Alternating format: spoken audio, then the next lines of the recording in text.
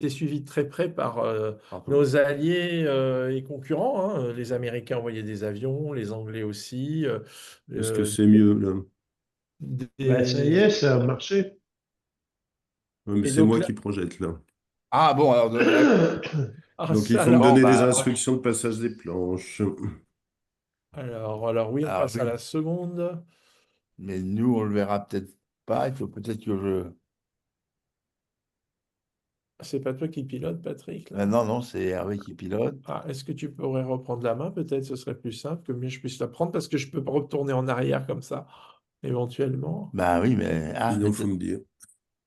Sinon, faut me Ah, Ah dire. voilà, ça y est, j'ai réussi à alors, trouver. pour commencer sur une touche Non, c'est souriante, moi, hein, là, pour Ah moi. bon, très bien. mais ô combien politique, ce dessin de Jacques Faisan qui montre l'ambition politique de l'arme nucléaire française, hein, puisque c'est le général de Gaulle qui lui a donné toute sa force politique.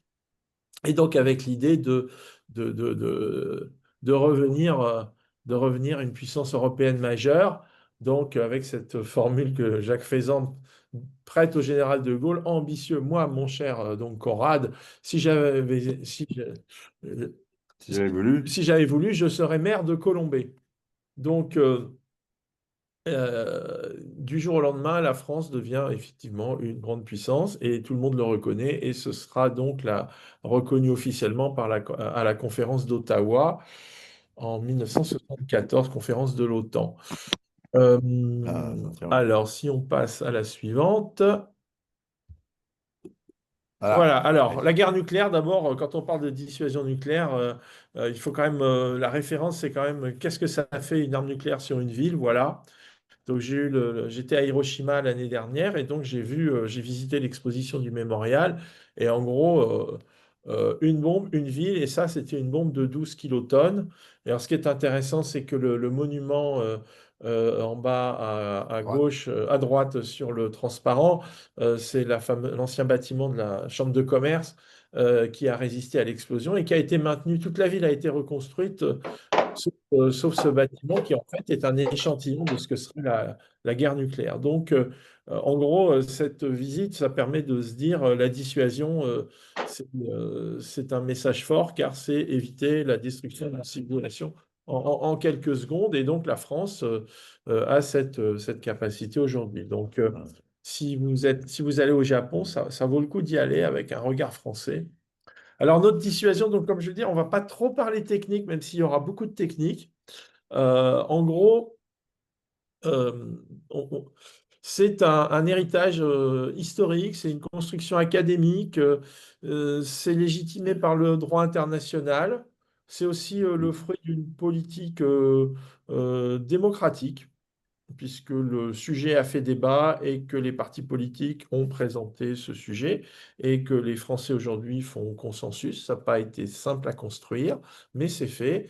C'est également une économie. Et aujourd'hui, le contexte international donne toute sa légitimité à la dissuasion. Il y a bien sûr une légitimité militaire. Alors, le contexte international, le grand tournant, c'est 2014, l'annexion de la Crimée par la Russie.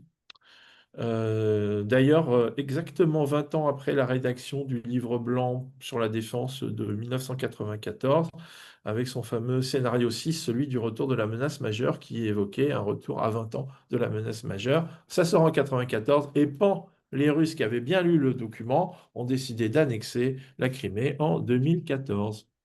D'ailleurs, en 2016, 2015, je suis allé visiter Laser Mégajoule et le directeur du laser nous dit, ben voilà, depuis que la Russie a annexé la dissuasion, pour nous, c'est beaucoup plus simple de valoriser la dissuasion nucléaire car elle a retrouvé sa légitimité.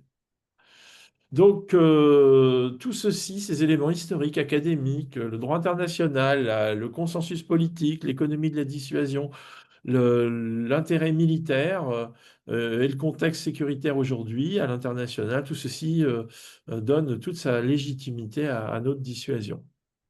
Si on peut aller ensuite. Page suivante. Donc, Ouais. pourquoi on a fait la dissuasion? Pourquoi on a construit une force de frappe? Ce sont les traumatismes de l'histoire, incontestablement. Et les gens qui ont pris les décisions, qu'ils soient de gauche, de droite, ont tous vécu ces événements.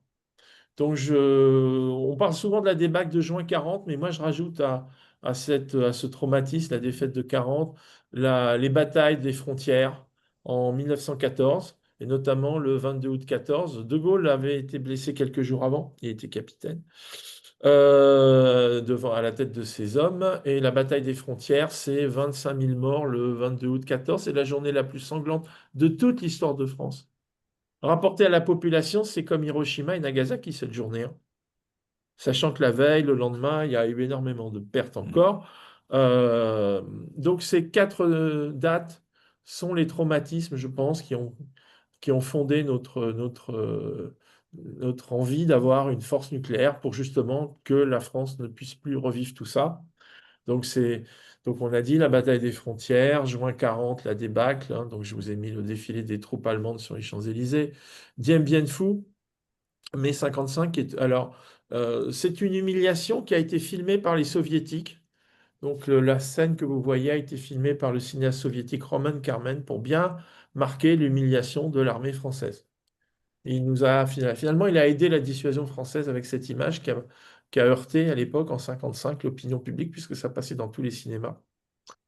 Et il y a Suez, bien sûr, en octobre 56, puisqu'on se lance dans cette aventure avec les Britanniques et les Israéliens pour reprendre le canal de Suez. Et les Russes et les Américains nous lâchent. Et donc, ils nous lâchent parce qu'on n'avait pas on n'avait pas l'arme nucléaire qui sera notre liberté d'action. Donc, ce sont les quatre traumatismes. Alors, il y a également autour de tout ça, il y a des gens qui ont réfléchi au concept.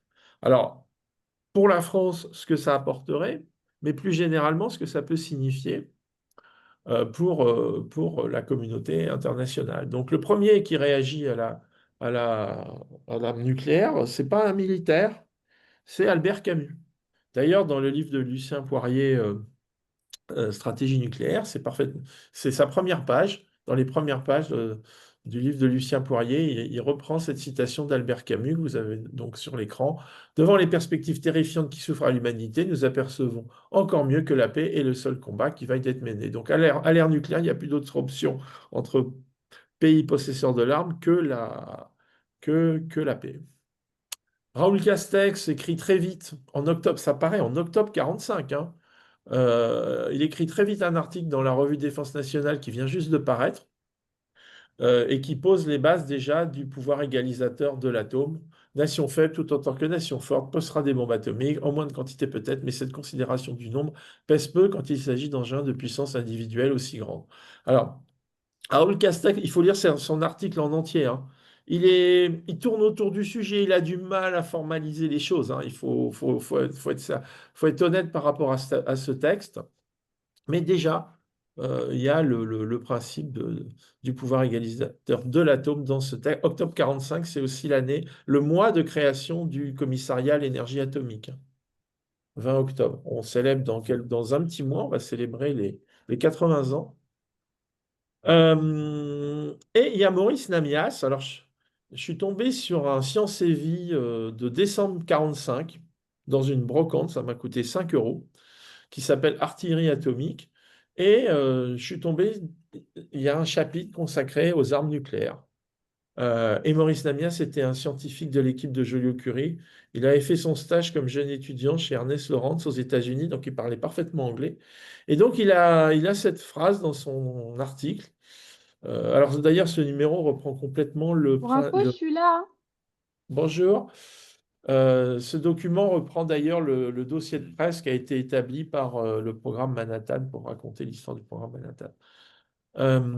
Alors donc, Maurice Namias écrit: Le secret de la bombe atomique, ces innombrables secrets ne pourront être gardés longtemps. À cette nouvelle course aux armements scientifiques, un seul remède, la fin des guerres par la terreur totale.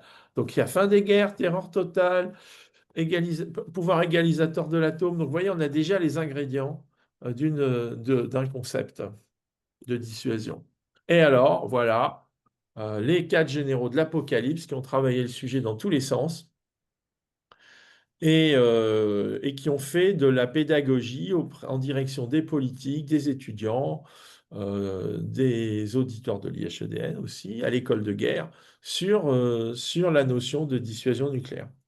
Et alors, j'ai mis en avant ce numéro de janvier 56 de la revue Défense nationale, parce qu'il a été dirigé par le général Eyret.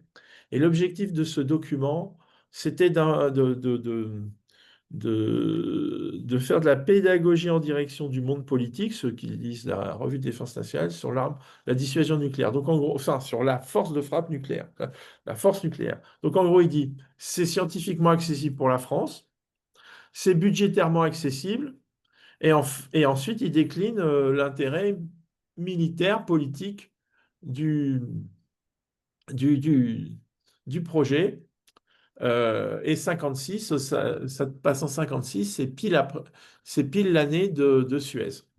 La clé de Suez. Et c'est l'année, et c'est le moment où se met en place aussi les structures qui vont développer l'arme nucléaire. Donc, il y a eu, vous connaissez l'histoire, il y a eu une sorte de compétition entre l'armée de terre, qui avait un laboratoire, la DEFA, qui pouvait revendiquer la fabrication, le développement d'une arme. Il y avait le commissariat à l'énergie atomique. Oui, et finalement, le politique fait un arbitrage, ce sera le commissariat à l'énergie atomique, d'ailleurs en reprenant le modèle des Américains. Alors, il y avait des petits il y avait des débats qui indiquaient que le commissariat atomique, surtout pas, c'est un ramassis de communistes, alors que dans l'armée de terre, on sait parfaitement garder un secret.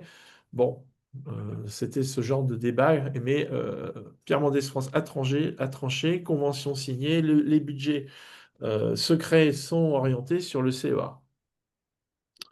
Voilà, alors évidemment les grandes figures et les grands moments de cette genèse de l'arme nucléaire, donc avant qu'on l'ait, hein, donc vous avez sur ce tableau le général de Gaulle, Marie Curie, Joliot-Curie, Pierre Mendès France, Guy Mollet, autour de Guillaume, son équipe. Euh, alors c'est un récit. Ça fait l'objet d'ailleurs ça a fait l'objet d'un film, c'est quasiment du roman d'espionnage.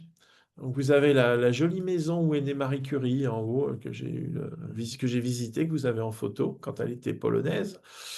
Le Broom Park, le bateau qui a transporté l'eau lourde vers l'Angleterre en juin 40. Donc la France a gagné la bataille de l'eau lourde, donc dans un livre Ben Djebar, il écrit la bataille de l'eau lourde, c'est la seule bataille que la France a gagnée en 40 et celle qu'il fallait pas perdre. Euh, et donc le général, lui, il est informé par l'équipe des réfugiés français au Canada de l'existence d'un programme nucléaire avec ordre de ne pas en parler et il dévoile le secret dans ses mémoires parus au milieu des années 50. C'est une page passionnante à lire dans les mémoires de guerre, le troisième tome. Alors, donc les étapes de scientifiques, beaucoup d'entre nous autour de cette conférence les connaissent.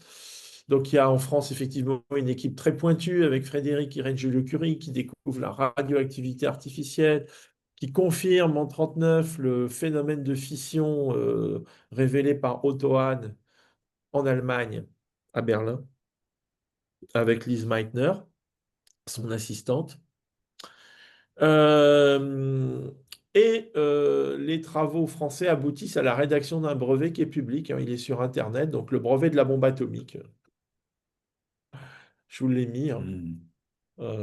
Alors, petit exploit français, les calculs de l'équipe française démontraient que le besoin de matière fissible était de 10 kilos, avec une règle à calcul. À l'arrivée, dans le programme Manhattan, après, avec le premier ordinateur, les Américains ont déterminé que c'était 8 kilos. On n'était pas loin, hein. C'était pas si mal. Euh, donc au Canada, il est important de rappeler que l'équipe de Bertrand Goldschmidt s'est racontée dans son livre qui s'appelle Les pionniers de l'atome, trouve un procédé pour extraire le plutonium des barres usagées d'uranium. Et à la création du CEA, 18 octobre 45, toute l'équipe des Canadiens, enfin des Français du Canada, revient en France pour participer au programme nucléaire. Et dans les statuts du CEA, beaucoup d'entre nous le savent, ce soir. Il est écrit que les missions, c'est l'énergie, la médecine et la défense nationale. C'est écrit défense nationale. Euh, et donc, finalement, c'est les trois axes de développement du CEA. Euh, on a parlé de Pierre Mendès France tout à l'heure. Donc, à l'issue de la bataille de Dien Bien Phu, il crée au sein du CEA, avec l'appui de Pierre Guillaume, un bureau secret qui s'appelle le Bureau des études générales et qui est l'embryon de ce que sera plus tard la direction des applications militaires. Donc, dès la 4e République, on travaille sur la mise en une arme nucléaire. C'est sous la 4e République que Général Aéré choisit le site de Reagan en Algérie pour faire les essais, qu'on commence les travaux. Et arrive le général. Le général de Gaulle, en fait, il hérite des travaux de la 4e République. Il en était même d'ailleurs à l'origine, avant son départ en 1946, puisqu'il a signé le décret de création du CEA. Euh, donc les budgets augmentent d'un coup, euh, mais surtout, ils donnent un sens politique différent à l'arme nucléaire. La 4e République voulait une arme nucléaire pour que le pays ait une place au sein de l'Alliance atlantique. D'ailleurs, le programme est relancé suite au réarmement allemand. Parce qu'on voyait bien que l'armée française, ça pèserait dans les débats interalliés, pèserait pas bien lourd avec la Bundeswehr qui se recrée. Donc, pour peser au sein de l'OTAN, la 4e République lance le programme nucléaire. Le général de Gaulle, lui, voit plutôt une arme d'émancipation de l'Alliance atlantique. Voilà. Donc nous voici en 60, 13 février 60, 7h05, hurrah pour la France. On peut voir dans le transparent suivant. Oui, alors bien sûr, dans ce transparent suivant, c'est la poursuite des programmes jusqu'à la maturité. Donc, important la création de la DMA, future DGA, qui est une organisation dédiée au programme nucléaire avec une compétence qui émerge, celle de gérer des gros programmes, des grands programmes, sous-marins nucléaires, missiles, bombardiers et toutes les technologies transverses, technologies des télécommunications, technologies de commandement et également les technologies liées au renseignement. Euh, le 8 octobre, ça permet d'avoir la première alerte nucléaire avec les Mirage 4, prêt au décollage avec une bombe AN-22, enfin AN-21, pardon, et les ravitailleurs que les Américains nous ont vendus. J'ai pas fait de transparence sur la coopération interalliée, mais on pourra en parler si vous voulez. 72, première patrouille d'un SNLE. Et alors, je vous livre là un témoignage de l'amiral Louzeau qui m'a reçu quand il a eu la chance d'accueillir le chef d'état-major de la marine britannique et il lui a fait visiter le Redoutable. Et l'amiral britannique a cette citation à l'amiral Louzeau. Eh bien, dites donc, et vous avez fait tout ça tout seul? Donc, admiration. On peut le visiter, le Redoutable, hein, maintenant. Bravo. Euh, Bombage 68, ça a été un peu plus long à développer. On est parti vous connaissez peut-être l'histoire, on est parti dans une mauvaise direction, puis on est revenu et on a fait valider nos travaux par les Britanniques, donc ce qui nous a permis d'avoir la première bombage en août 68, mais quand même un an après la Chine. C'est pas très glorieux de ce côté-là, mais bon, il n'y a que le résultat qui compte. Et maintenant, tout ça, ça fait partie de notre histoire, puisqu'on maîtrise parfaitement cette technologie. On a travaillé également sur les bombes à neutrons, d'où, quand vous regardez la liste des essais nucléaires, énormément de tirs de petite puissance. Voilà. Et tout ça implique une filière partagée avec le monde civil, d'où la centrale de Marcoule et les lanceurs qui donneront la filière Ariane. Voilà, donc 13 février 60, 7h03, Gerboise bleue, hurrah pour la France. Donc c'est le premier de 210 tests, 17 en Algérie, 193 dans le Pacifique. Le dernier, les Sexoutos, le 27 janvier 1996. On va fêter les 30 ans l'année prochaine. Ça passe, hein. Alors, comme je vous disais, c'est une émancipation par rapport à l'Alliance Atlantique. Donc, le général voyait dans l'ambition nucléaire cette capacité, mais au fond, elle était plutôt appuyée par une partie des Américains, notamment par Kennedy. Mais en revanche, McNamara était contre. Alors, McNamara, il a coincé les Anglais. Donc, le programme britannique a été domestiqué par les Américains, qui ont fourni un certain nombre de composants, d'éléments critiques, comme la propulsion des sous-marins, les missiles balistiques, euh, entre autres. Et ils ont également embarqué les Britanniques dans des programmes sans lendemain, ce qui les a épuisés, leur a fait perdre beaucoup de temps, notamment le missile, Bruce le Lee. missile Blue Steel, et puis un missile tiré de B-52, qui finalement a été abandonné. Puis les Américains avaient un programme national parallèle, le Hound Dog, qui a été installé sur B-52.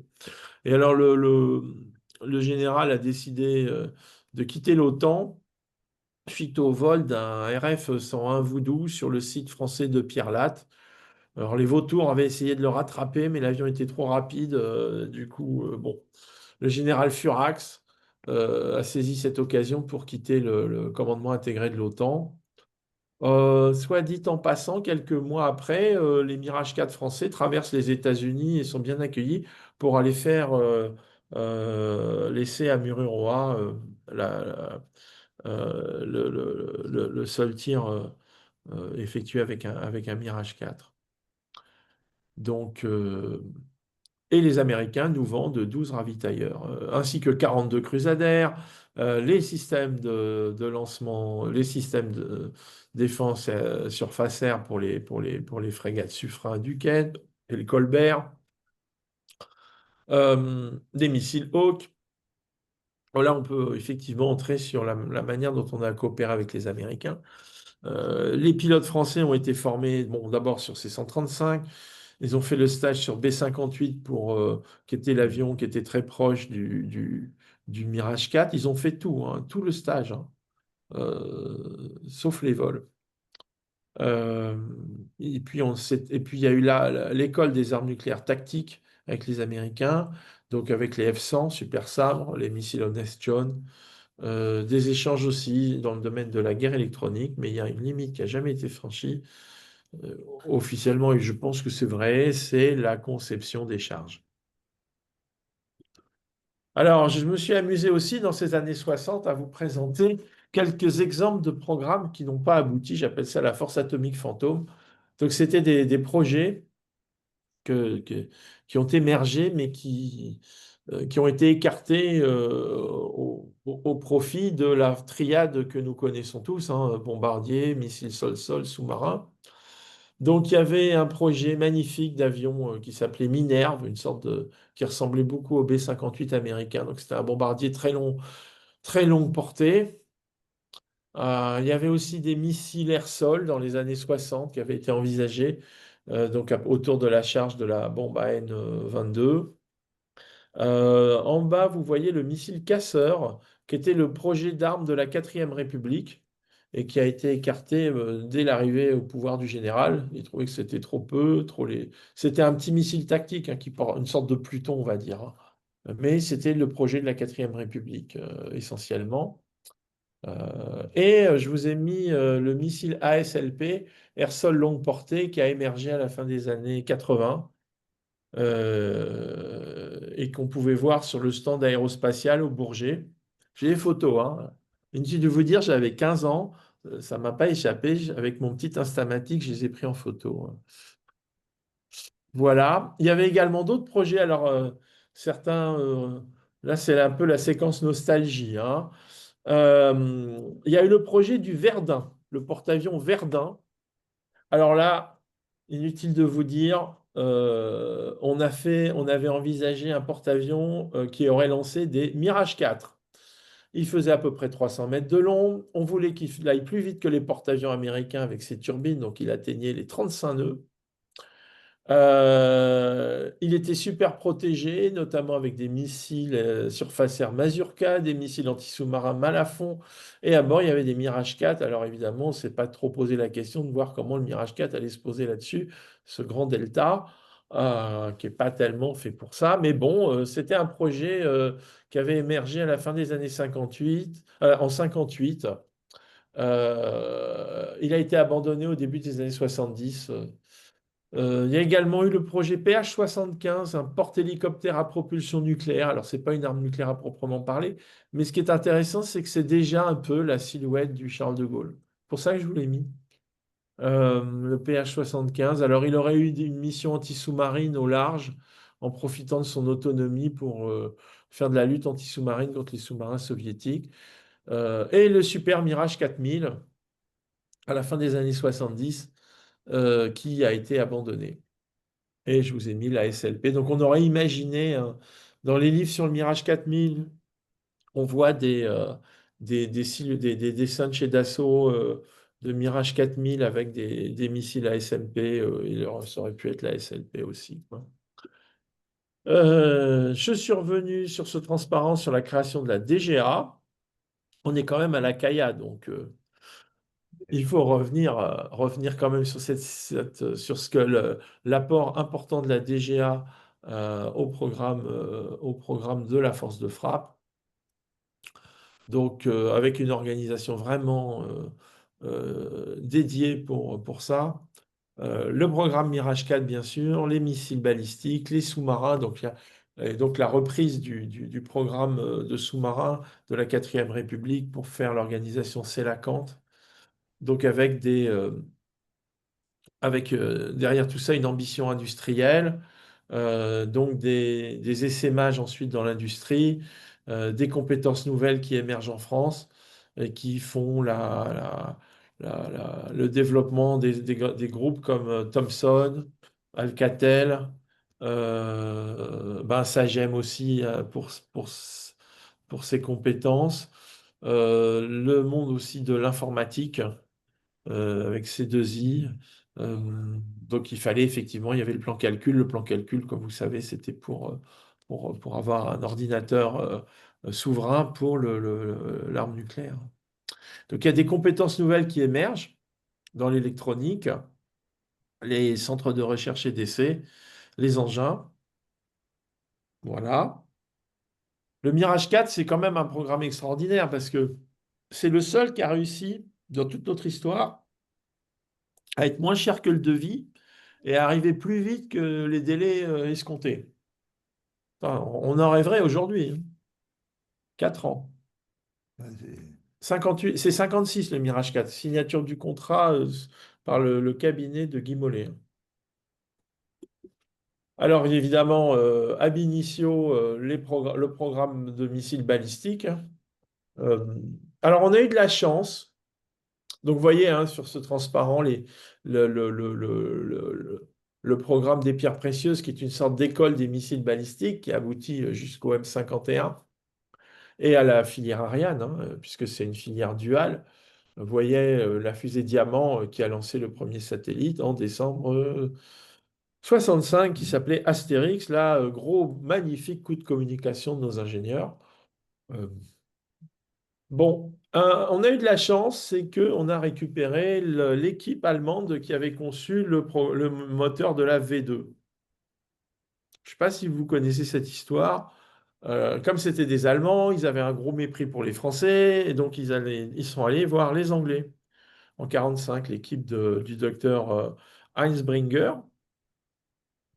On est dans la caricature, hein, quasiment, hein, c'est quasiment la grande vadrouille. Ils arrivent chez les Anglais, et là, les Anglais leur disent, pas de problème, on vous propose de travailler au nord de Newcastle, donc vous imaginez la météo qui fait. En revanche, vous n'aurez pas le droit de sortir d'un périmètre de 50 km autour du centre de recherche. Hein. Bon, à tout prendre, c'était mieux que d'aller chez les Soviétiques, hein. Mais finalement, ils vont voir les Français et les Français ils demandent aux Français, alors, est-ce que vous pourriez nous accueillir? Alors les Français disent oui, bien sûr. Mais qu'est-ce qu'on aura le droit de faire? Parce que les Anglais nous empêchent de sortir d'un périmètre de 50 km. Et les Français les regardent comme un, ben non, pas de souci, venez. Et donc, ils se sont retrouvés pas très loin d'ici, Ah, bien, bien. à Paris. Ah oui, bien, Mais bien. en 46, quand vous êtes allemand à Paris, les gens leur jetaient des pierres, ça s'est mal passé. Du coup, l'armée leur a accordé un terrain qui se trouve à Vernon. C'est l'ancêtre du LRBA. Alors j'y suis allé, c'est intéressant, ils ont beaucoup aimé parce que quand vous y allez, vous prenez une petite route qui monte une falaise, vous arrivez sur un plateau. Ça leur a rappelé Pénum 2. Donc ils se sont installés là. Et les ingénieurs français ont travaillé en binôme avec les Allemands. Et dès qu'ils avaient tout appris, les Allemands repartaient chez eux. Sauf le docteur Heinzbringer. Il avait perdu sa famille. Il était d'origine est-allemande. Donc entre la Normandie et l'Allemagne de l'Est, il a préféré rester. Et c'est lui qui a fait, comme vous savez, le moteur d'Ariane. Donc la filière balistique, c'est une belle histoire. On peut aller la voir au musée Safran. Ah oui, je vous ai mis le missile Jericho parce avec nos missiles, on a proliféré parce qu'on a vendu avec Dassault un missile aux Israéliens, le Marcel Dassault 620, et ensuite les Israéliens, ils ont fait, Patrick connaît bien l'histoire, ils ont développé les missiles balistiques de l'Afrique du Sud. Voilà, c'est dit.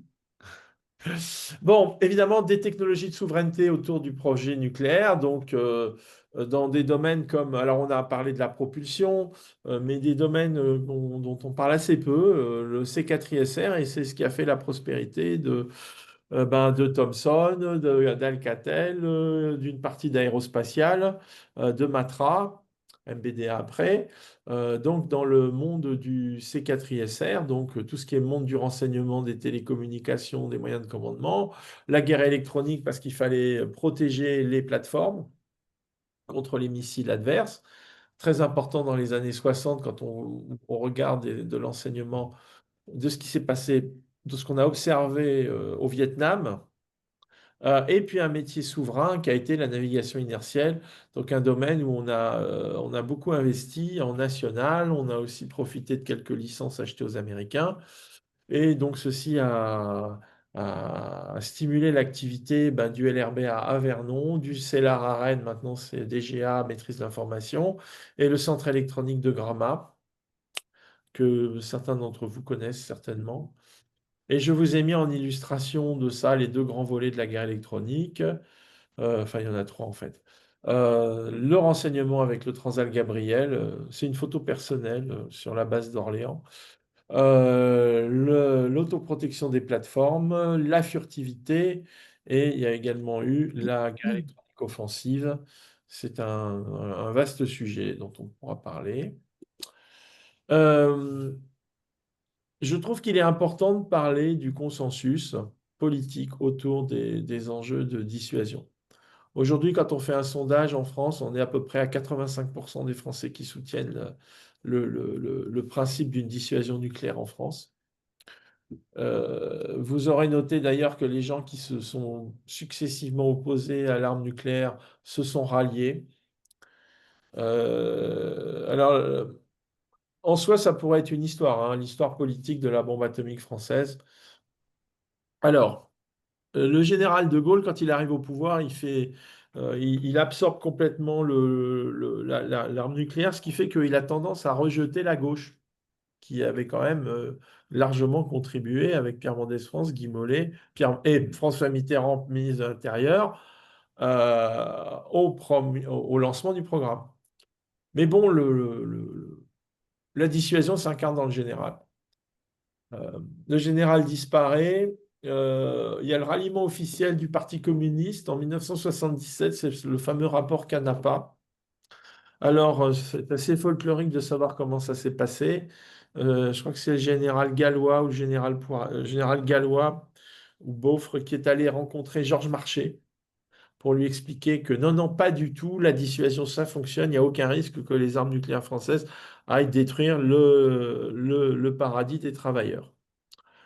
Donc, Georges Marchais rassuré, donc le ralliement du Parti communiste.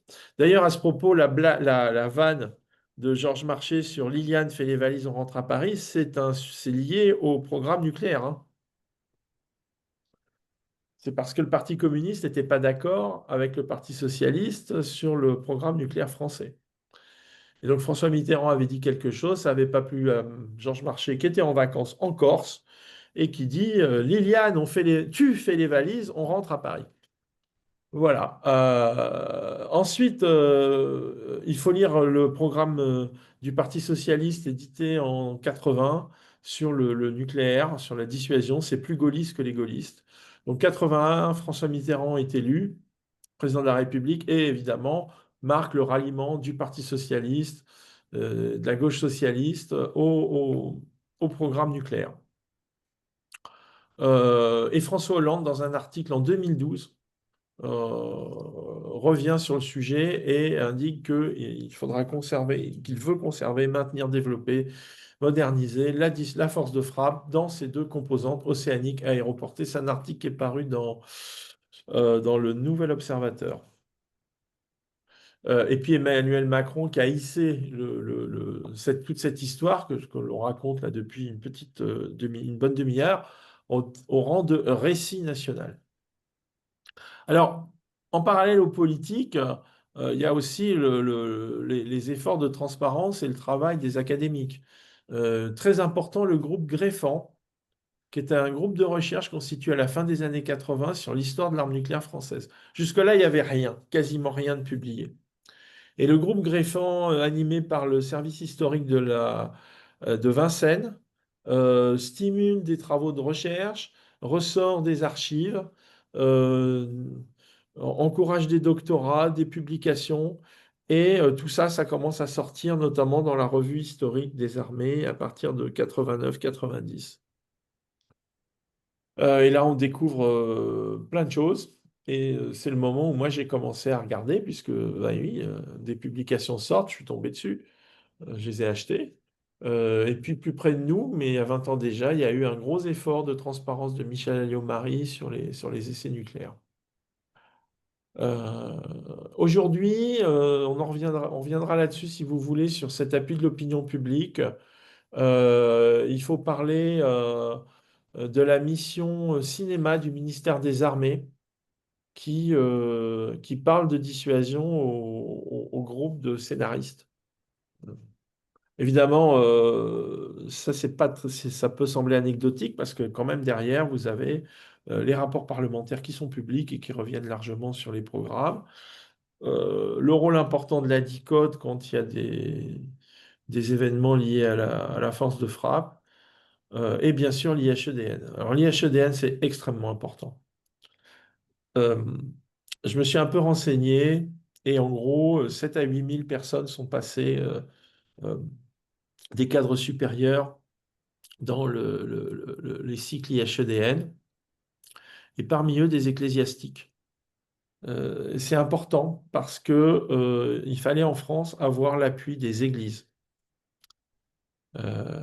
Donc l'IHEDN a contribué. Et d'ailleurs, aujourd'hui, il y a une grosse dissension entre l'épiscopat français sur l'arme nucléaire et, euh, et le pape. Parce que le pontificat français a clairement a indiqué qu'il était favorable à la dissuasion nucléaire. Alors, pour illustrer tout ça, je vous ai mis ces deux photos qui sont pas prises au hasard. En haut, le Rafale avec un missile, vous voyez, ASMP, une maquette. C'est au Salon du Bourget. Et vous voyez, lors d'une journée publique, un samedi ou un dimanche, la foule des visiteurs de la journée grand public qui se met autour de l'avion pour aller le visiter et autour de l'arbre. Donc, ça correspond parfaitement aux 85% de Français qui soutiennent. Et là, le sous-marin, c'est le lancement. C'est la cérémonie de lancement du Terrible en 2008. Alors, tout ça, c'est bien, mais il faut avoir un appui de la législation internationale. Donc, la France est arrivée assez tard sur les traités, mais maintenant, elle les a tous signés. Et la première reconnaissance officielle, c'est la déclaration d'Ottawa du 19 juin 1974 donc signé donc qui reconnaît la contribution des forces nucléaires britanniques et françaises à la dissuasion globale de l'OTAN. aujourd'hui, en 2025, on est toujours sur cette base, hein. On pourra en parler si vous voulez, mais quand on parle de dissuasion européenne, de contribution de la France à la dissuasion de l'Europe, à l'éventuel parapluie français, la date originelle de tout ça, c'est le 19 juin 1974, selon moi, si on parle de traité, de déclaration officielle, de l'OTAN. La déclaration d'Ottawa. Ensuite, la France a rejoint la plupart des grands traités, donc c'est un mouvement dans les années 90, après la chute du mur, et jusque-là, la France était hors des traités. Donc on a signé toutes les conventions, armes chimiques, sous-munitions, convention d'Ottawa sur les mines antipersonnelles, le traité sur le commerce des armes, et la Cour internationale de justice considère le 8 juillet 1996 que l'emploi de la bombe atomique est conforme à l'article 51 de la Charte des Nations Unies. Elle peut être utilisée en situation de légitime défense. Alors, ça a été voté à la majorité parce que la France avait voix prépondérante. Mais bon, l'article 51 pose ce principe de légitime défense. Voilà. Alors oui, quand on parle de légitimité de la dissuasion, aujourd'hui, donc dans notre contemporain, on peut dire que on suit la situation actuelle, c'est-à-dire une augmentation très très significative des dépenses militaires dans le monde. On est à plus 6,8% sur les 2 dernières années et on est à quasiment ça a quasiment doublé depuis, même plus que doublé, multiplié par 2,5 depuis 96, l'année du dernier essai nucléaire français.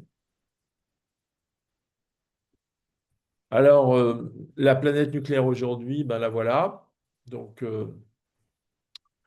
sur cette carte, vous avez les 9 puissances nucléaires, donc les 5 reconnues par le traité de non-prolifération et les 3 autres qui ont fait des essais, Pakistan, Inde, Corée du Nord et bien sûr le cas israélien.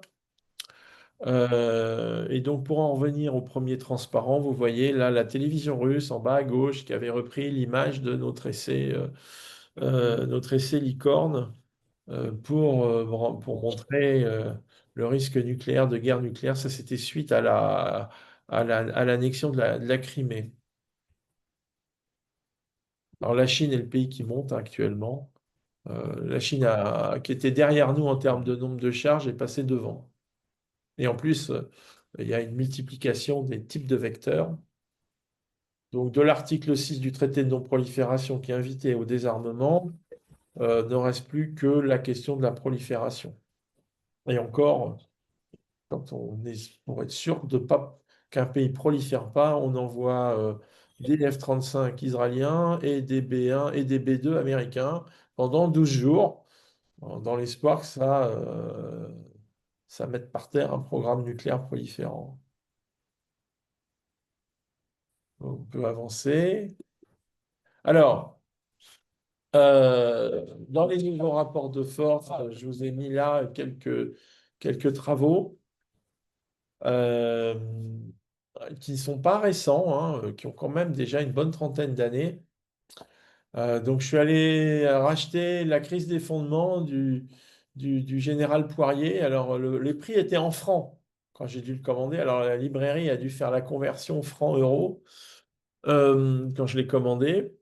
Euh, et donc, vous avez cette citation du général Poirier sur l'ex-URSS qui représente un risque potentiel dont la probabilité d'actualisation pratiquement nulle aujourd'hui pourrait croître dangereusement dans l'hypothèse non improbable où serait restaurée, c'est du Poirier, hein, c'est compliqué, hein, sous une forme imprévisible, une grande puissance reconstituant l'appareil militaire soviétique au service d'un projet politique ambitieux. Donc reconstitution de l'appareil soviétique au service d'un projet politique ambitieux, ça aurait un effet, c'est que sous l'effet de profonde transformation, la France, devant le nouvel ennemi désigné, euh, encore inconnu, ainsi seraient restaurés les risques majeurs d'hier et surtout mettrait notre existence en question avant que s'achève la délicate et longue phase de transition vers l'Europe constituée. Donc en gros, l'Europe a été prise de vitesse.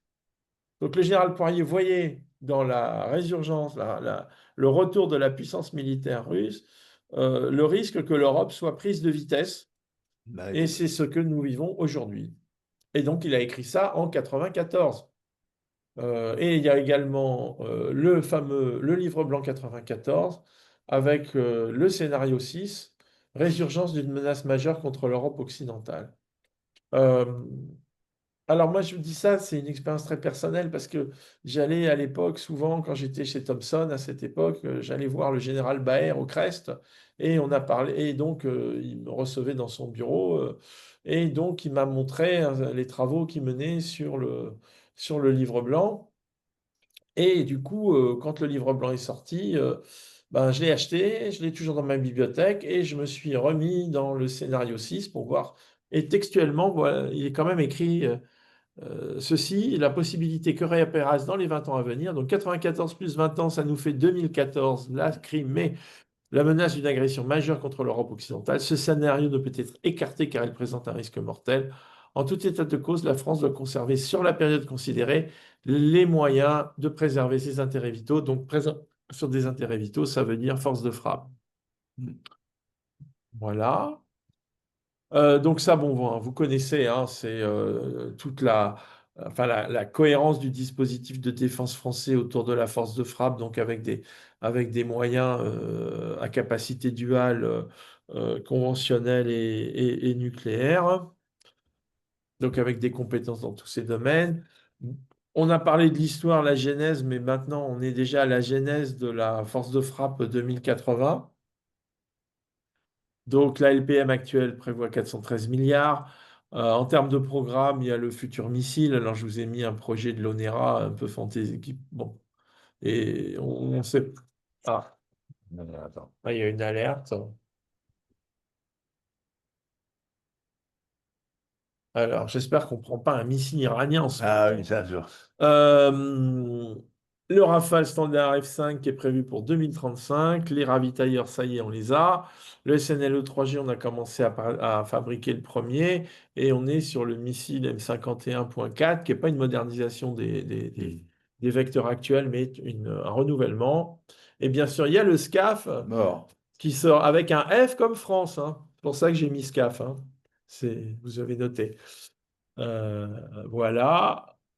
Il est mort. Alors, si on veut voir cette histoire, on peut faire du tourisme en France. Sans doute que beaucoup d'entre nous déjà sont allés voir ces musées, visiter ces musées.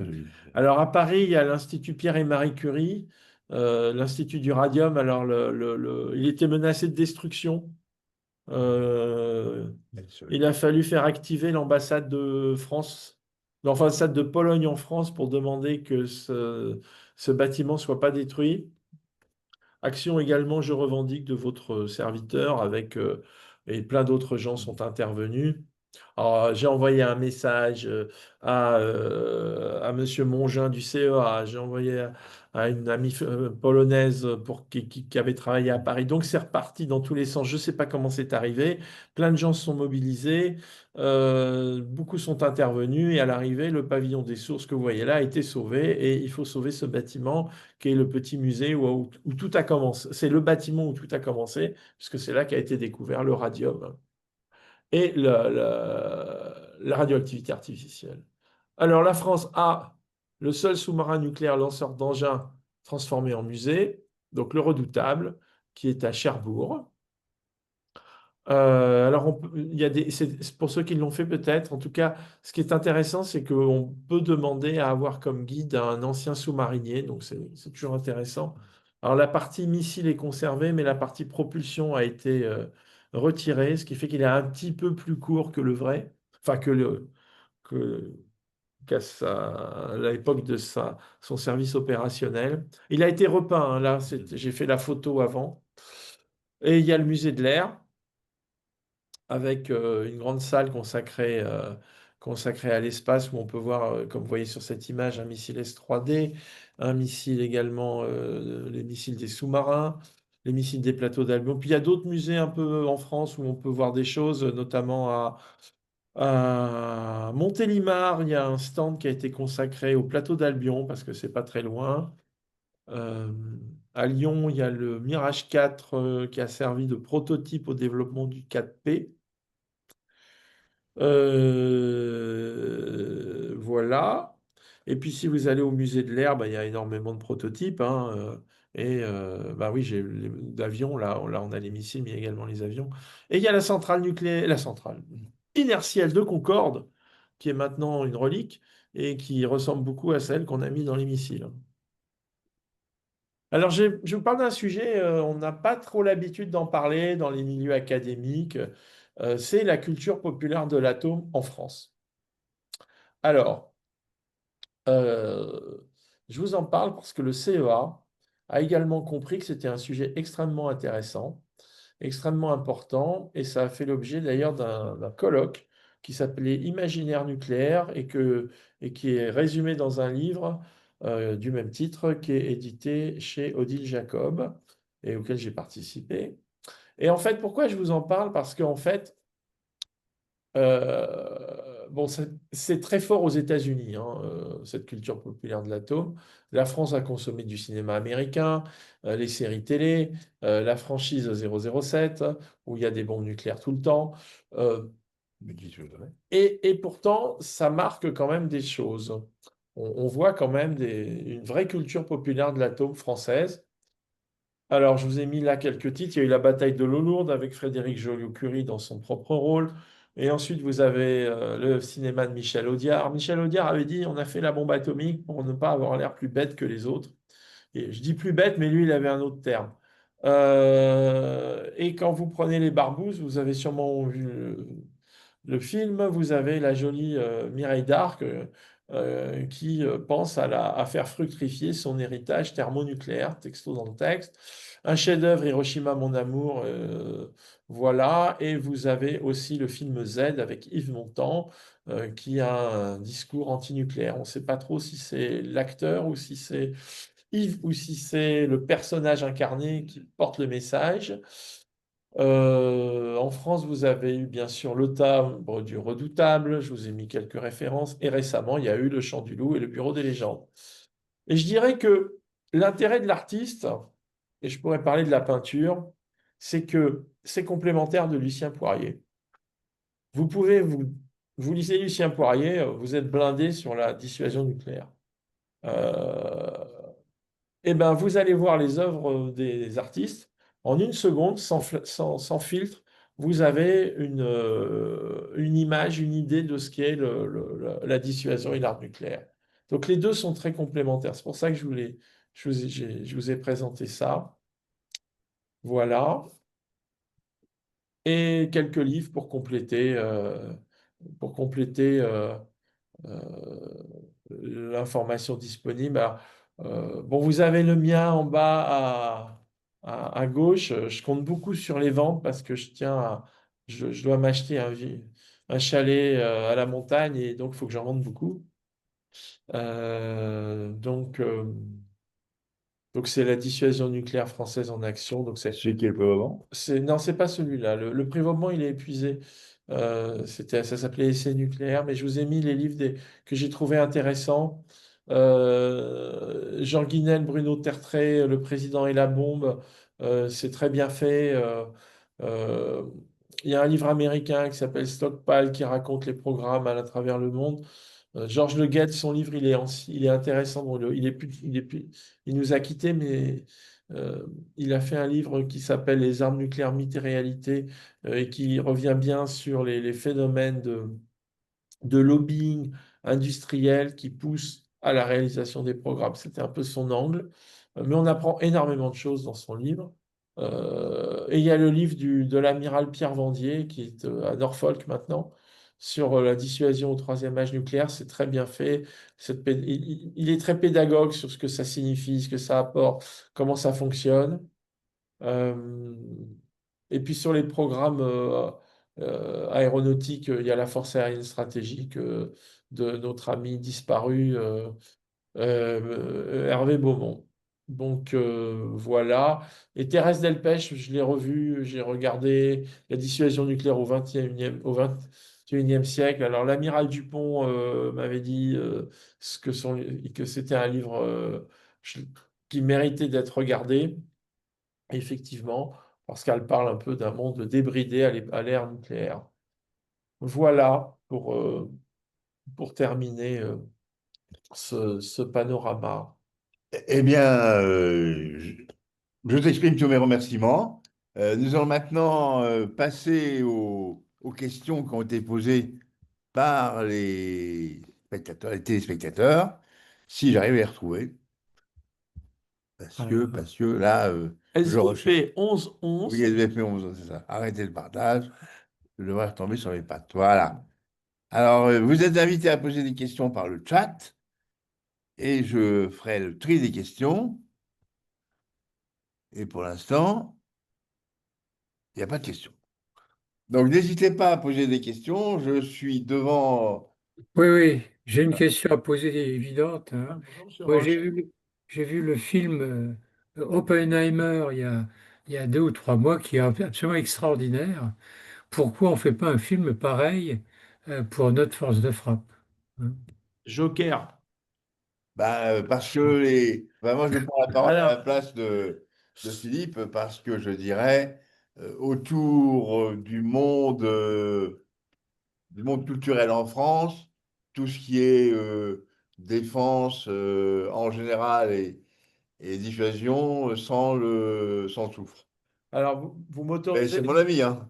votre question, Monsieur Roche. Mis à part Cheyenne. C'est comme si vous me demandiez comment ça se passe quand on tape le code nucléaire pour le lancement des missiles. Ceci pour vous dire que le monde du cinéma est un monde ultra secret, encore plus secret qu'on l'imagine. Quand vous Mm. travaillez avec eux, vous devez signer des conventions. Et voilà. Enfin, vous n'allez pas me dire que si on veut un film sur la force de frappe, on est obligé de donner le numéro de code de la bombe quand même. Non, ce que je veux dire, c'est que les projets cinématographiques sont secrets jusqu'à la sortie du film. Ouais, ouais. Et donc, C'est quand même un milieu qui est plutôt anti-milli, hein, alors, en général. alors, Sauf Cheyenne. alors, Mais c'est la seule que je connaisse. Et puis avec donc, celle d'Enfant d'Enfant. donc, je, il y a eu le Chant du Loup. Oui, exact. euh, et quand ces films sont faits, bon, pour tout vous dire, j'ai eu la chance, quand j'étais aux relations presse chez Safran, de travailler avec 2 équipes de cinéma. Vous devez signer une convention de secret, et c'est pour ça que les cinémas, les productions vont vers le secteur, parce qu'on est très secret. Bon, voilà. Donc, mais votre idée d'un film sur Oppenheimer, je pense qu'il y a des gens qui y pensent en France. Ah bon? Oh, bravo. Bah, moi, j'aimerais. Parce que enfin, Sur ce, Le chant du loup, c'est un chef-d'œuvre aussi, hein, c'est clair. Ah oui. vous Si mangez on tous pouvait le faire la papier. même chose, hein? Faut manger le petit papier là maintenant. Ouais. Il faut bien voir qu'effectivement, si on se compare aux États-Unis, au sein du DoD, il y a, j'aurais des services qui alimentent largement Hollywood pour que les films d'Hollywood mettent en évidence Alors, la bravoure, la il y en a eu. qualité. Il y en a beaucoup aux Il y en États-Unis, a hein. eu beaucoup à un moment donné, ça s'appelle l'âge d'or du cinéma de sécurité nationale.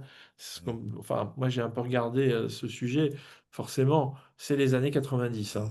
Donc quand vous regardez, donc vous avez des tas, il y en avait au moins un par an avec Ouais. Harrison Ford, donc il y avait, pardon,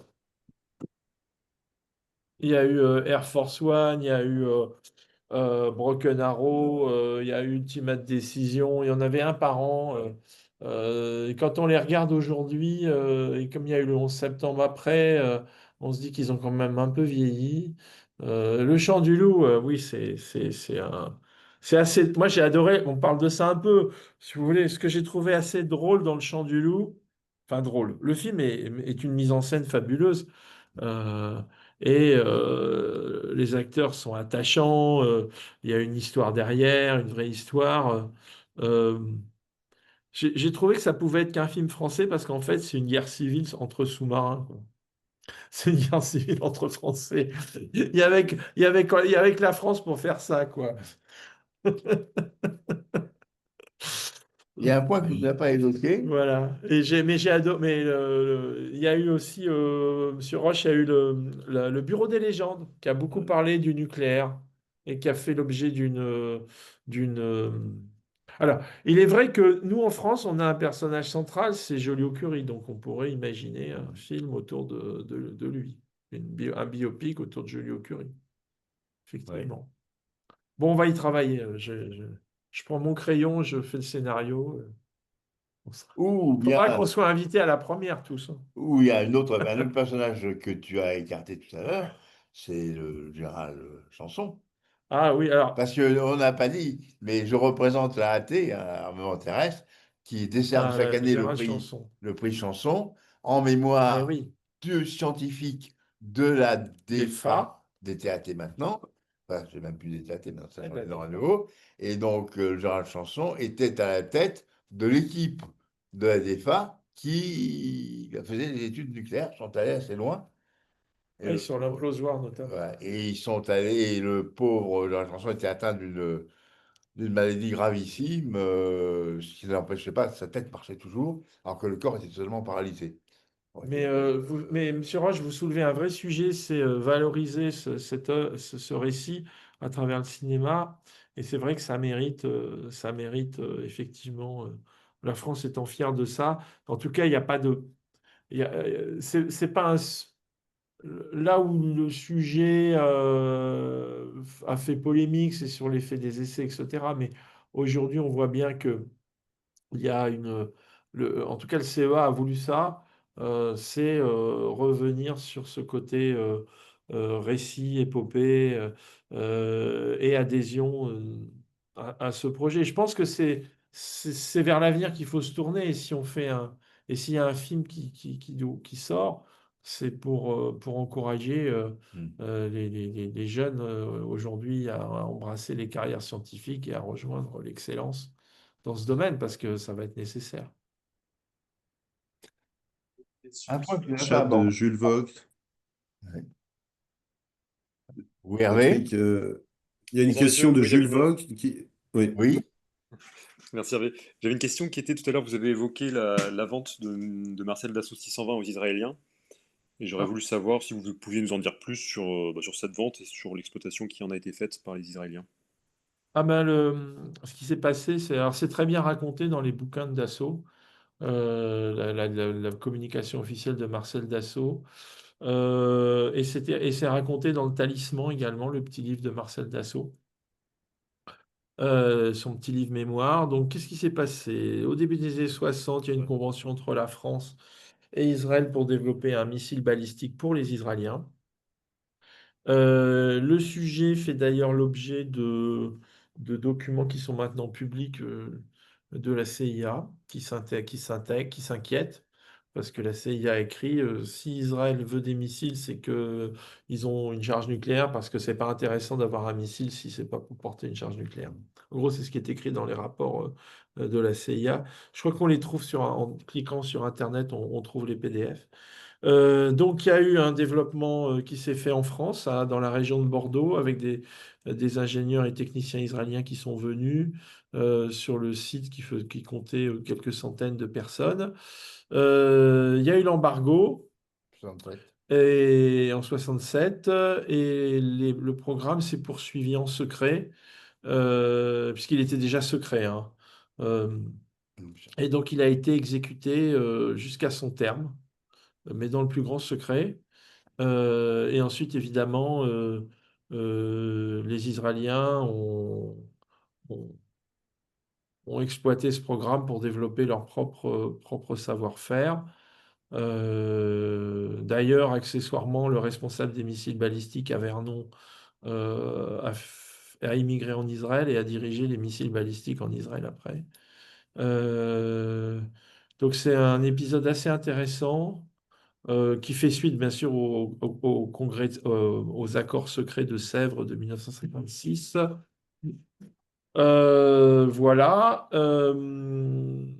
Alors, ce qui est amusant, il y a un petit côté amusant, un reprochement que je fais entre la couleur du missile orange et ce qu'on voit dans le film les épisodes des gendarmes à Saint-Tropez parce que les missiles étaient essayés au Levant. Donc de temps en temps, il y en a qui tombaient un peu à droite, à gauche. Donc ça a fait l'objet d'un petit sketch dans un film. Et puis plus sérieusement, ensuite les Israéliens ont proliféré leurs compétences vers l'Afrique du Sud. Euh, Taïwan. voilà. Et Taïwan. aujourd'hui, le lanceur israélien Ofek, enfin qui tire les Ofek, est directement dérivé du missile français. Puis ils ont dû développer leurs propres Oui, j'ai compétences recruté, derrière je après. crois, oui. Mais je veux dire que la filière, elle vient de là. Et c'était production solide Solide, ou... ouais, solide, oui, oui. Et c'était un missile qui était tiré avec un camion. Donc c'était un peu, en termes de performance, on était sur quelque chose comme le Hades. Et la case à équipement qui a été développée pour le missile a ensuite été reprise pour le Pluton. Voilà. Moi, je voudrais Sûrement intervenir des gens qui dans connaissent quelque chose l'histoire. ici. Oui. Il se trouve que moi, j'ai été mêlé il y a très longtemps avec la DGA pour des histoires du prix Chanson. J'ai présenté un rapport au prix Chanson que j'ai raté parce qu'ils ont tous considéré que c'était pas, que ça correspondait pas à leur stratégie, parce que j'ai commencé, payé par la DGA, à faire de l'intelligence artificielle à partir de mai 68. D'accord? Ça avance. Faut le faire, Oui, d'accord. bon. Alors effectivement, une fois que j'ai eu ma thèse en 72, demandée par la DGA, je suis rentré et j'ai créé mon laboratoire au LCA. Et à ce moment-là, je me suis dit, tiens, bah, reconnaissance des formes, traitement d'image, etc. Et je l'ai présenté pour avoir le prix Chanson. Et les mecs n'ont absolument rien compris. Hein. Et donc, j'ai pas eu le prix Chanson. Et j'y pense toujours à ce fameux Chanson. Et si je le vois passer, je lui casse la gueule, quoi. Enfin, c'est Le pas pauvre, il est mort depuis Ah. longtemps. Bah oui, évidemment. Bon, enfin, je me suis rattrapé puisque, comme j'ai fait du traitement d'image, etc., c'est moi qui ai dirigé le programme Helios, le Ah. satellite d'observation. Alors, ce qui fait que mes recherches ont quand même servi à quelque chose pour le pays, quand même, malgré tout. Ah, vous avez vu, Monsieur Roche, que j'ai parlé des satellites hein, du C4ISR et donc et effectivement Helios, euh, la, la, Ça a eu un rôle, oui, oui. Moi, j'ai la- la- rencontré, j'ai rencontré un mec de la DRM devant l'école militaire il y a à peu près une dizaine d'années. Je ne savais plus ce que les gens avaient fait de mon satellite, si je l'avais vu passer, etc. Mais à un moment donné, il me dit, écoute, Claude, il faut que je te dise quelque chose. C'est grâce à toi qu'on n'a pas fait la guerre contre Saddam Hussein. Je lui dis, arrête tes conneries. À l'époque, c'était le conseiller militaire du président du CNES, d'accord? Et quand je l'ai croisé là, par hasard, devant l'école militaire, il était à la DRM. Et il m'a dit, ben oui, j'ai été à la DRM, j'ai vu que grâce à ton satellite, on savait que Saddam Hussein ne faisait pas de bombe atomique. On l'a dit à Chirac, et Chirac a pris sa décision. Voilà.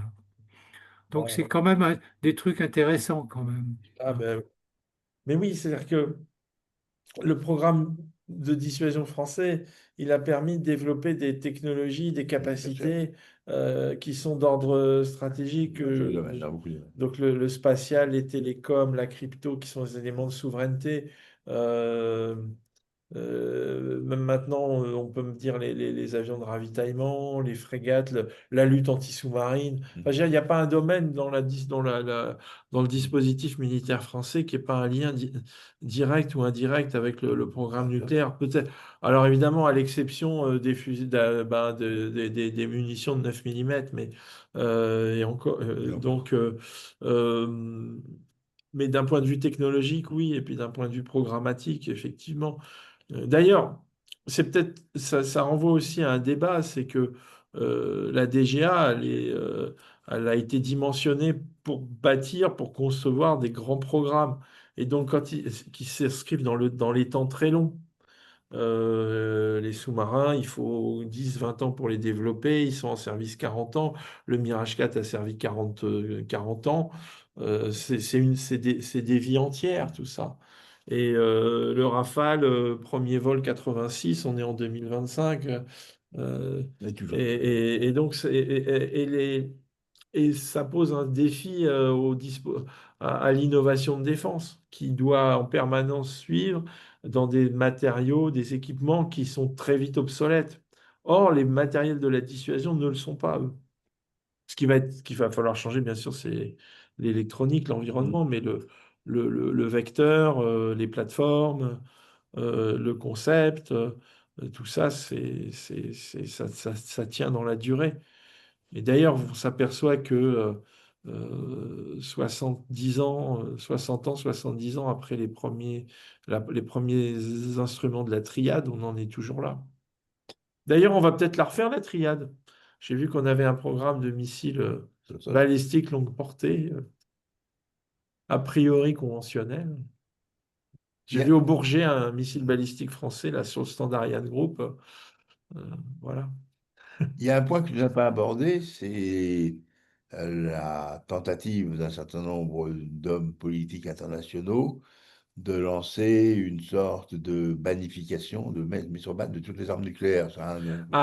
Ah oui, alors, Alors, je sais que la France le rejette, bien entendu, mais pourrais-tu donner ton avis sur ce lobbying? ah oui, Donc, alors à la fin des années 2000, il y a eu le programme Global Zero, qui était qui surfait un peu sur l'arrivée Barack Obama et puis en gros la Russie, les États-Unis s'entendaient plutôt bien. Bon, on sait aujourd'hui qu'il y avait des dissensions majeures, mais fondamentalement, publiquement, ça avait l'air de tourner. Euh, la Chine n'était pas en soi menaçante, donc émerge l'idée de Global Zero, donc qui est développé par Sam Nunn, des responsables américains, et c'est relayé en France par Alain Juppé et Alain Richard. Et Paul Quilles, qui n'est plus de ce monde. Donc ça met en difficulté le politique français, en particulier à l'époque c'était Nicolas Sarkozy, qui était président. Et finalement, je veux dire, la communauté dissuasion française a bien réagi. D'ailleurs, entre nous, si j'ai fait mon premier bouquin, c'était parce que ça m'avait énervé ce sujet et je m'étais dit, faut faire quelque chose. Et donc, j'avais fait mon petit livre Essai nucléaire, qui est sorti à peu près à ce moment, un peu après. Et puis, plein d'autres gens ont réagi, Bruno Tertrais, à la FRS, et donc un certain nombre de politiques également. Et dans ce débat en France, la contestation, enfin, ceux qui ont contesté la légitimité de la dissuasion française, est venu étrangement, pas tellement de la gauche, pas tellement de la droite gaulliste, mais étrangement des centristes. Et notamment, pardon, mais Hervé Morin. Je le dis, puisqu'il voulait supprimer la composante aérienne. Vous retrouvez tous les écrits d'Hervé Morin qui voulait supprimer la composante aérienne française et qui arguait que c'était un enjeu à la fois budgétaire et également ça permettait d'accompagner un mouvement international qui irait vers la réduction des armes nucléaires. Alors l'objectif c'était, à l'époque il y avait à peu près 6000 armes nucléaires aux États-Unis et en Russie et l'idée c'était de passer à 1000. Et donc, si les deux pays passaient à 1000, ça mettait forcément l'arsenal français, qui est à 300, sous pression. Et donc, il y a eu un gros risque sur la composante aérienne. D'ailleurs, Nicolas Sarkozy avait dissous un escadron de Mirage 2000, le Dauphiné. Et donc, il y a eu il y a eu un gros débat là-dessus. Et puis arrive divine surprise, on peut dire, l'annexion en 2014 de la Crimée. Alors là, évidemment, pouf, tout retombe. Et Global Zero est en difficulté. Et puis finalement, ils sont représentés en France par Jean-Marie Collin, qu'on voit de temps en temps dans les émissions de télévision. Mais je veux dire, le discours Global Zero aujourd'hui, il n'a plus aucune prise parce que ben, les tensions sont revenues. Le dispositif international, le dispositif de traités internationaux, il est en crise majeure. New Start a été dénoncé. l'accord INF sur les missiles intermédiaires aussi, l'accord ABM depuis longtemps. La Chine annonce enfin, la Chine a doublé son arsenal nucléaire. Le Royaume-Uni a annoncé qu'ils allaient augmenter de 40% le nombre de têtes. Donc tout ça fait qu'aujourd'hui, on est loin de... Celui qui arrive et qui dit je vais faire Global Zéro, il va avoir du mal à être crédible, hein, en plateau télé, hein. Tu as une question Ah. Ouais, de j'aurais une, Voigt? une dernière question. Ah, C'est, le vous avez évoqué tout à l'heure le soutien de Kennedy au programme français. Est-ce que vous auriez pu nous en dire un peu plus dessus? Ah oui, alors c'est amusant. Euh, En fait, ce qui s'est passé, c'est que euh, d'abord, les Américains ont toujours un peu aidé les Français, historiquement, en matière nucléaire. Il y avait des missions françaises qui allaient aux États-Unis visiter des usines. Le général Eyre, il a assisté à un essai nucléaire, il a été invité officiellement. Donc il y avait des coopérations. Il y a eu une coopération également sur l'uranium enrichi. Westinghouse nous a passé les plans de la propulsion nucléaire pour qu'on puisse faire le réacteur à terre. Donc, parce qu'on était parti sur on était parti sur une option uranium naturel et c'était pas très performant. Ouais.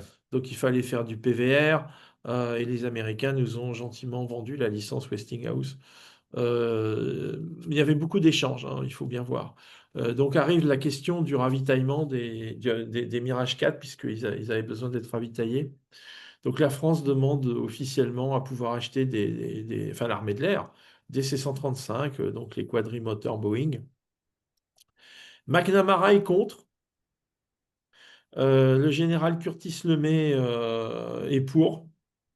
Sympa, hein, Curtis LeMay, hein, le chef d'état-major, l'ancien. Celui qui a lancé les B-29 sur Hiroshima, Nagasaki, Pas attendre. qui était le chef du SAC, hein, qui était toujours avec son cigare, là.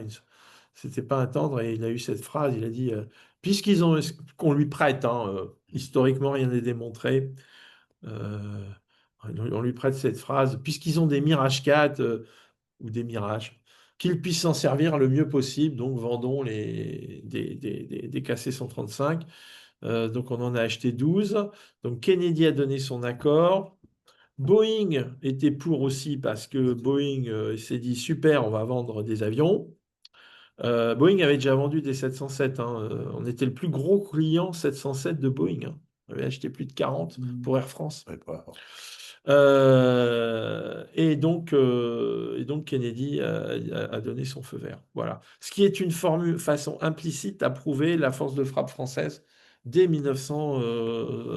Le contrat doit dater de 61, 62. Bah, avant 63, parce que le Avant pauvre vieux, 63, il ouais, est ouais. passé. Voilà, Il a donc il est pas mort en de régate, 63, donc ça devait être 61, 62. Voilà si vous voulez en savoir plus sur la vente des ravitailleurs, les bouquins d'Hervé Beaumont sont bien faits. Il est allé vraiment dans le détail de ces histoires.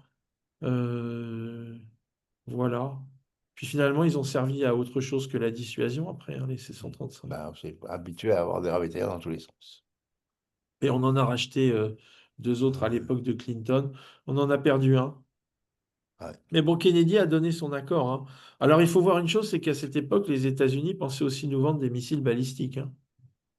Donc il y a eu plein de missions françaises pour aller voir comment ça se passait, pour mettre en œuvre un Minuteman, une fusée Atlas. Euh, voilà. Non, c'était de mémoire. J'ai discuté avec pas mal de collègues ingénieurs de la génération qui allaient faire des missions aux États-Unis. C'était sympa, hein. Ça prenait 15 jours, grands hôtels, ils faisaient le tour des usines, ils étaient tous super bien reçus, on passait par Las Vegas parfois, parce qu'il y avait la base de Nellis. Donc tout ça, ça s'est fait, non, non, c'était, la coopération avec les Américains dans le domaine, elle était plutôt, de ce côté-là, elle était sympa. Alors ça n'a pas empêché du côté américain des gestes pas très amicaux, hein. Je vais vous en citer quelques-uns. Il y a eu alors, il y a eu du renseignement américain sur nos essais nucléaires. Alors, on le savait. L'armée française là-bas à Mururoa et Fangatofa le savait. Finalement, elle était assez contente de voir qu'on s'intéressait à eux.